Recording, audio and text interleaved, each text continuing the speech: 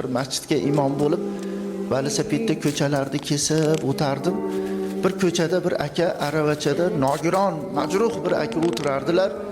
Aravachani tagiga tosh yonki g'ishtni qo'yib qo'yishib, bir 3 yoshli qizchaga aravachani dastagini ushatib qo'yishib, aravachani ushab tur. Agar ushamasang, aravacha yurib ketsa, dadangni mashina bosib yuboradi desa, hali qizcha qo'yib yubormasdan ushab turardi-da. 10-15 tacha o'g'il qiz bolachalar o'yin o'ynashsa, qarab turardi-yu, lekin o'yinga borib qo'shilmasdi. Har safar o'tayotib aka bilan so'rashib, bir shirinlik qizchaga berib boshini silab o'tardim. Bir kun o'taysam aka vafot etibdilar-da.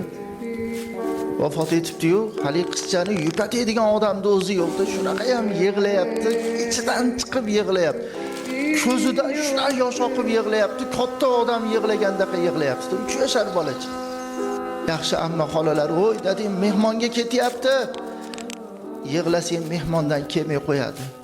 Dading mehmonga ketyapti, tuzalgani ketyapti. Agar yig'lasang dading tuzalmay keladi. Yig'lama qizim. Xo'p dedi-da. Yig'lamayapti, lekin ko'zi bo'ysunmayapti. Shunaqa yosh oqyapti. Kattalari yig'lasa ham u yig'lamayapti. Nimaga? Dadam kelmay qo'yadilar. Qari, dadam kelmay qo'yadilar. Dadam tuzalmay keladilar, kelib qoladilar.